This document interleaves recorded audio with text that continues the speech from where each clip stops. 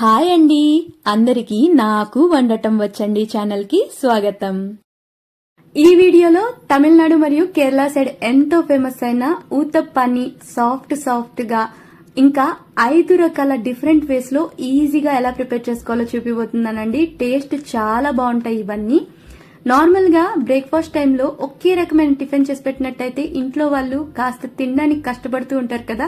అలాంటప్పుడు ఒకే రకమైన పిండితో ఈ విధంగా 5 రకాల డిఫరెంట్ ఉత్తప్పాలను చేసి పెట్టి చూడండి, వాళ్ళు ఎంతో ఇష్టంగా తింటారు.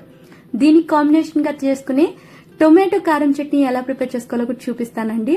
ఫస్ట్ అయితే పిండి ప్రిపేర్ చేసుకోవడానికి ఒక బౌల్లోకి 2 గ్లాసుల వరకు పచ్చి బియ్యాన్ని తీసుకోండి. నేను ఇక్కడ రేషన్ బియ్యాన్ని తీసుకుంటున్నానండి. మీరు నార్మల్ గా దొరికే పచ్చి బియ్యాన్నైనా దీనికోసం యూజ్ చేసుకోవచ్చు. ఇప్పుడు ఈ రైస్ లోకి వాటర్ పోసి ఒక 4-5 సార్లైనా నీట్ గా క్లీన్ చేసుకోవాలండి. ఇలా కడిగిన తరువాత రైస్ మునిగేంతలాగా వాటర్ పోసి దీన్ని మినిమం ఒక 8 గంటల వరకైనా మనం నాననివ్వాలి. తరువాత మరో బౌల్లోకి మనం ఏ గ్లాస్ తో అయితే రైస్ ని కొలుచుకున్నామో అదే గ్లాస్ కొలతకి ఒక ½ గ్లాస్ మినప్పప్పును తీసుకోవాలి. మినప్పప్పుతో పాటు 2-3 టేబుల్ స్పూన్ల శనగపప్పు, ఒక ½ టేబుల్ స్పూన్ వరకు మెంతుల్ని యాడ్ చేసుకోవాలి. ఇప్పుడు వీటిని కూడా ఒక 2-3 సార్లు నీట్ గా వాటర్ లో కడిగిన తరువాత వాటర్ అంతా వంచేసి ఫ్రెష్ వాటర్ ని యాడ్ చేసుకుని ఒక 5 to 8 అవర్స్ వరకు దీన్ని నానబెట్టుకోవాలండి. నేనైతే రెండింటిని కలిపి ఒక 8 అవర్స్ వరకు నానబెట్టుకున్నాను. చక్కగా నానిపోయాయండి. ఇప్పుడు వీటిని మరోసారి వాటర్ లో నీట్ గా కడుక్కున్న తరువాత ఎక్సెస్ వాటర్ అంతా కూడా వంచేసేయాలి. వంచేసి మిక్సీ జార్లోకి ఫస్ట్ అయితే నేను రైస్ ని యాడ్ చేసుకుని గ్రైండ్ చేసుకుంటున్నానండి. ఇలా మనం రైస్ ని గ్రైండ్ చేసుకునేటప్పుడు ఒకేసారి వాటర్ ని యాడ్ చేసుకోకూడదు. కాస్త వాటర్ ని యాడ్ చేసుకుంటూ పిండిని మనం స్మూత్ గా గ్రైండ్ చేసుకోవాలి. చూడండి, పిండి ఈ విధంగా బాగా స్మూత్ గా గ్రైండ్ చేసి తీసుకున్న తరువాత మిక్సీ జార్లోకి మనం మినప్పప్పుతో పాటు శనగపప్పును నానబెట్టాం కదా, వాటిని కూడా ఎక్సెస్ వాటర్ అంతా వంచేసి మిక్సీలో స్మూత్ గా గ్రైండ్ చేసి బియ్యం పిండిని మనం ముందుగానే గ్రైండ్ చేసుకున్నాం కదండి, అందులోకి యాడ్ చేసిన తర్వాత చక్కగా 2 కలిసే విధంగా మనం మిక్స్ చేసుకోవాలి. ఈ విధంగా మనం పిండిని కలుపుకున్న తరువాత 2 బాగా మిక్స్ అయిపోవాలండి. ఇలా కలుపుకున్న పిండిని మనము ఓవర్ నైట్ అలాగే పులవడానికి పక్కన పెట్టేసేయాలి. చూడండి, పిండి అయితే బాగా మెత్తగా గ్రైండ్ చేశాను. ఈ విధంగా గ్రైండ్ చేసుకున్నట్లయితే మనకు ఉత్తప్పాలు బాగా సాఫ్ట్ గా వస్తాయి. ఇప్పుడు దీన్ని క్లోజ్ చేసి నేనైతే ఓవర్ నైట్ అలాగే పక్కన పెట్టేశానండి. చూడండి, పిండి అయితే చక్కగా ఫర్మెంట్ అయిపోయింది. ఇలా ఫర్మెంట్ అయిన పిండిని ఒక 2-3 సార్లు నీట్ గా మిక్స్ చేసుకున్న తరువాత ఇందులోకి రుచికి సరిపడా ఉప్పు మరియు ఒక ½ టీ స్పూన్ వరకు ఇడ్లీ సోడాని యాడ్ చేసుకోవాలి.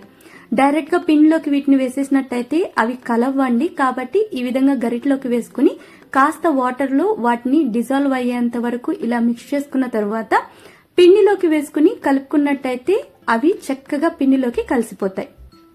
తరువాత ఇందులోకి తగినన్ని వాటర్ పోసుకుని నార్మల్ గా మనం దోసపిండి కలుపుకుంటాం కదండి, దానికంటే కాస్త తిక్కుగా ఇప్పుడు నేను చూపిస్తున్న కన్సిస్టెన్సీలోకి ఈ పిండిని కలుపుకోవాలి. ఇప్పుడు ఈ పిండిని ఒక 5 నుంచి 10 నిమిషాల వరకు పక్కన పెట్టేసుకోవాలండి. ఈలోపు మనం టొమాటో కారం చట్నీని ప్రిపేర్ చేసుకోవడానికి మిక్సీ జార్లోకి ఒక 2 టొమాటోల్ని అలాగే ఒక ఉల్లిపాయని కట్ చేసి వేసేసుకోండి. వీటితో పాటే 5-6 ఎండుమిరపకాయల్ని యాడ్ చేసుకోవాలి. మీ కారానికి సరిపడా ఈ క్వాంటిటీ అనేది మీరు అడ్జస్ట్ చేసుకోండి. అలాగే పొట్టుతో పాటైనా లేదా పొట్టు తీసేసిన 7-8 వెల్లుల్లిపాయ రెబ్బలు, రుచికి సరిపడా ఉప్పు అలాగే కాస్త వాటర్ ని యాడ్ చేసుకుని వీటన్నిటిని మిక్సీలో మెత్తగా గ్రైండ్ చేసి తీసుకోవాలండి. నార్మల్ గా మనం కారంని గ్రైండ్ చేసుకుంటాం కదా, అదే విధంగా ఇలాగా గ్రైండ్ చేసిన దాన్ని మీరు ఈ విధంగానే పచ్చిగా అయినా తినొచ్చు. లేదంటే ఇప్పుడు నేను చూపిస్తున్న విధంగా స్టవ్ పైన ప్యాన్ పెట్టుకుని అందులోకి 1 టేబుల్ స్పూన్ ఆయిల్ వేసుకుని ఆయిల్ వేడైన తర్వాత 1 టేబుల్ స్పూన్ వరకు పోపు దినుసులు వేసుకోవాలి. ఇప్పుడు ఇవి చిటుపట్లాడి రంగు మారేంత వరకు ఫ్రై చేసుకోవాలండి. ఈ విధంగా ఫ్రై చేసుకున్న తరువాత ఒక రెమ్మ కరివేపాకుని తుంచి వేసేసుకోండి. కరివేపాకు యాడ్ చేసిన తర్వాత చిటుపట్లాడి కరివేపాకు అనేది క్రిస్పీగా అవుతుంది కదా, అంతవరకు ఫ్రై చేసేసుకోవాలండి. తరువాత మనం ముందుగా మిక్సీ జార్లో గ్రైండ్ చేసి పెట్టుకున్న టొమాటో కారం చట్నీని ప్యాన్ లోకి యాడ్ చేసుకుని ఆయిల్లో కలుపుకుంటూ దీన్ని ఒక 2-3 నిమిషాల వరకైనా కుక్ చేసుకోవాలండి. ఇలా చేసినట్టయితే ఎటువంటి పచ్చి వాసన ఉండదు. అంతే అండి, ఎంతో టేస్టీగా మనకు కావాల్సిన టొమాటో కారం చట్నీ అయితే చాలా ఈజీగా ప్రిపేర్ అయిపోతుంది. ఈ చట్నీ ఇడ్లీ, దోశ లాంటి వాటికి కూడా కాంబినేషన్గా చాలా బాగుంటుందండి. తరువాత స్టవ్ పైన దోశ ప్యాన్ పెట్టుకుని ఆయిల్ ని అప్లై చేసుకోవాలండి. ప్యాన్ హీట్ అయిన తర్వాత ముందుగా ప్రిపేర్ చేసుకున్న పిండి నుంచి 1 లేదా 2 గరిటెల పిండిని ప్యాన్ మధ్యలోకి పోసి లైట్ గా స్ప్రెడ్ చేసుకోవాలి. పలసగా చేయకూడదు. ఉత్తప్పానికి పిండి మనం మందంగానే పోసుకోవాలి. ఇప్పుడు ఇందులోంచి బబుల్స్ రావడం స్టార్ట్ అవుతుంది కదా, ఈ స్టేజ్ లో మనము తరిగిన ఉల్లిపాయలు, కొన్ని టొమాటో ముక్కలు, సన్న సన్నగా రౌండ్ గా తరిగిన కొన్ని పచ్చిమిర్చి ముక్కల్ని వేసుకోవాలి. పచ్చిమిర్చి బదులు మీరు కావాలంటే కారం పొడైనా లైట్ గా చల్లుకోవచ్చండి. తరువాత ఎడ్జెస్ లో కాస్త ఆయిల్ ని వేసుకున్న తర్వాత దీన్ని మూత పెట్టి 1 నిమిషం వరకు ఉడికించుకోవాలి. ఇలా ఉడికిన తరువాత దీన్ని ఒకవైపు నుంచి మరోవైపుకి ఫ్లిప్ చేసి మరోవైపు కూడా కాస్త ఇలా ట్యాప్ చేసిన తరువాత 1 నిమిషం అలాగే వదిలేసేయండి. పిండి చక్కగా ఉడికిపోతుంది. ఇలా చేసుకున్నట్లయితే రెగ్యులర్ గా చేసుకునే మన ఫస్ట్ వెరైటీ నార్మల్ ఊత్తప్పం అయితే రెడీ అయిపోయింది. ఇప్పుడు సెకండ్ టైప్ చేసుకుందామండి. దీనికోసం ప్యాన్ లోకి 1 లేదా 2 గరిటెల పిండిని పోసుకున్న తరువాత లైట్ గా స్ప్రెడ్ చేసుకోండి. తరువాత ఎడ్జెస్ లో కాస్త ఆయిల్ ని పోసుకోవాలి. ఇప్పుడు బబుల్స్ రావడం స్టార్ట్ అయింది కదా పిండి నుంచి, ఈ స్టేజ్ లో మనము తరిగిన ఉల్లిపాయలు, చిన్న చిన్న ముక్కలుగా కట్ చేసుకున్న కొన్ని టొమాటో ముక్కలు, అలాగే బాగా సన్నగా తురుముకున్న క్యారెట్ తురుముని కాస్త పైన చల్లుకోవాలి. అలాగే రౌండ్ గా సన్న సన్న ముక్కలుగా కట్ చేసిన పచ్చిమిర్చితో పాటు సన్నగా కట్ చేసుకున్న కరివేపాకును వేసుకోవాలి. మీరు కరివేపాకు ప్లేస్ లో కావాలంటే కొత్తిమీర అయినా యాడ్ చేసుకోవచ్చండి. సేమ్ ప్రాసెస్ లో ఇప్పుడు దీన్ని మూత పెట్టి కాసేపు ఉడికించుకున్న తరువాత మరోవైపుకి ఫ్లిప్ చేసి మరోవైపు ఇలా ట్యాప్ చేసి చక్కగా 1 నిమిషం పాటు ఉడికించుకున్న తరువాత ఫ్లిప్ చేసేసుకుంటే ఎంతో టేస్టీగా మన సెకండ్ వెరైటీ క్యారెట్ ఊత్తప్పం అయితే రెడీ అయిపోయింది. మీరు కావాలంటే ఇందులో కొన్ని తరిగిన క్యాప్సికమ్ ముక్కలైనా యాడ్ చేసుకోవచ్చండి. ఇప్పుడు థర్డ్ వెరైటీ ఆఫ్ ఊత్తప్పాన్ని చేసుకున్నాం. దానికోసం సేమ్ ప్రాసెస్ లో 1 లేదా 2 గరిటెల పిండిని ప్యాన్ మధ్యలో వేసుకున్న తర్వాత లైట్ గా స్ప్రెడ్ చేసుకుని ఎడ్జెస్ లో ఆయిల్ వేసుకోండి. ప్యాన్ లో పిండి నుంచి బబుల్స్ రావడం స్టార్ట్ అయిన తర్వాత మధ్యలో మనం ప్రిపేర్ చేసుకున్న కారం చట్నీ ఉంది కదండి, దాన్ని వేసేసుకోవాలి. ఇలా మనం కారం చట్నీని ఎడ్జెస్ మొత్తం కూడా ఇప్పుడు నేను చూపిస్తున్న విధంగా వేసుకుని లైట్ గా పిండితో కలిసే విధంగా స్ప్రెడ్ చేసుకోండి. తర్వాత పైన కొన్ని తరిగిన ఆనియన్ ముక్కలు వేసేసి దీన్ని మూత పెట్టి 1 లేదా 2 నిమిషాల వరకు ఉడికించుకోవాలండి.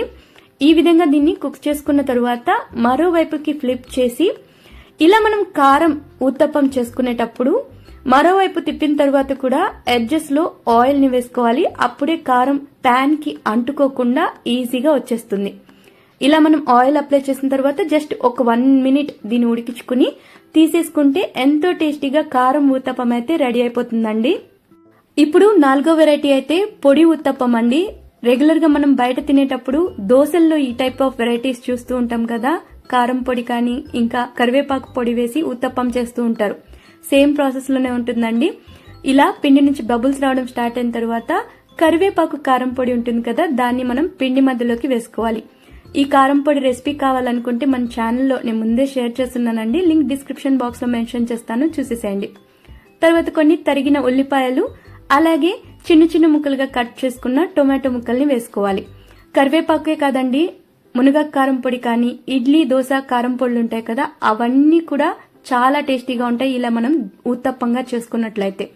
నార్మల్ గా ఊత్తప్పానికి మనము నెయ్యి యాడ్ చేయనవసరం లేదు, కానీ పొడి ఊత్తప్పానికి మాత్రం మధ్యలో కావాల్సినంత నెయ్యి యాడ్ చేసి మూత పెట్టి 1 లేదా 2 నిమిషాలు ఉడికిన తరువాత మరోవైపుకు ఫ్లిప్ చేసి ట్యాప్ చేసి జస్ట్ ఒక 1 మినిట్ మనం దీన్ని ఉడికించుకోవాలి. ఇలా చేసినట్టయితే ఈ పొడి ఉత్తప్పం చాలా టేస్టీగా రెడీ అయిపోతుందండి. మీరు ఇంతవరకు ఈ పొడి ఉత్తప్పాన్ని ట్రై చేయకుండా ఉంటే ఒక్కసారి ట్రై చేయండి, టేస్ట్ ఇంకో లెవెల్లో ఉంటుంది. ఫైనల్ గా మన 5th వెరైటీ ఆఫ్ ఉత్తప్పానికి వచ్చేసామండి. ఇది చాలా ఈజీ. అసలు సేమ్ ప్రాసెస్ లో మనం పిండి పోసి ఆయిల్ అప్లై చేసుకున్న తరువాత మధ్యలో బబుల్స్ రానిచ్చి కొన్ని తరిగిన ఉల్లిపాయల్ని వేసేసుకోండి. నేనైతే చక్కగా ప్యాన్ పైన ఆయిల్ అప్లై చేయడానికి యూజ్ చేసిన ఆనియన్ నే ఫైనల్ గా ఇలా కట్ చేసి మధ్యలో వేసేసుకున్నాను. తర్వాత తరిగిన కొన్ని పచ్చిమిర్చి ముక్కల్ని వేసేసుకుని మూత పెట్టి దీన్ని కాసేపు ఉడకనిచ్చి ఓపెన్ చేసిన తర్వాత మరోవైపుకి ఫ్లిప్ చేసి 1 నిమిషం దీన్ని జస్ట్ 1 మినిట్ అలా ఉడకనిచ్చిన తర్వాత తీసేసుకుంటే ఎంతో టేస్టీగా ఆనియన్ ఉత్తప్పం అయితే రెడీ అయిపోతుందండి. మీరు కావాలంటే వీటితో పాటు కొంచెం కొత్తిమీరని కూడా చల్లుకోవచ్చు. నేనైతే ఏది లేకుండా జస్ట్ ప్లెయిన్ గా చేశాను. అంతే అండి, ఎంతో ఈజీగా సాఫ్ట్ గా 5 రకాల ఉత్తప్పాలు అయితే చాలా ఈజీగా రెడీ అయిపోతాయి. వీటికి కావాల్సిన ఇంగ్రీడియంట్స్ అన్ని మనం ముందుగానే ప్రిపేర్ చేసి పెట్టుకున్నట్లయితే మార్నింగ్ టైంలో బ్రేక్ఫాస్ట్ చేసేటప్పుడు చాలా ఈజీగా ఎన్ని ఉత్తప్పాలైనా మనము ఇట్టే చేసి పెట్టేయచ్చు. వీటికి కాంబినేషన్ గా మనం చేసుకున్న టొమాటో కారం చట్నీ పర్ఫెక్ట్ గా సెట్ అవుతుందండి. ఇందులో నా పర్సనల్ ఫేవరెట్ ఉత్తప్పాలు ఏవంటే పొడి ఉత్తప్పం, కారం ఉత్తప్పం, ఇంకా క్యారెట్ ఉత్తప్పం అండి. టేస్ట్ సూపర్ గా ఉంటాయి. మీరు కూడా తప్పకుండా ఒక్కసారైనా వీటిని ట్రై చేయండి.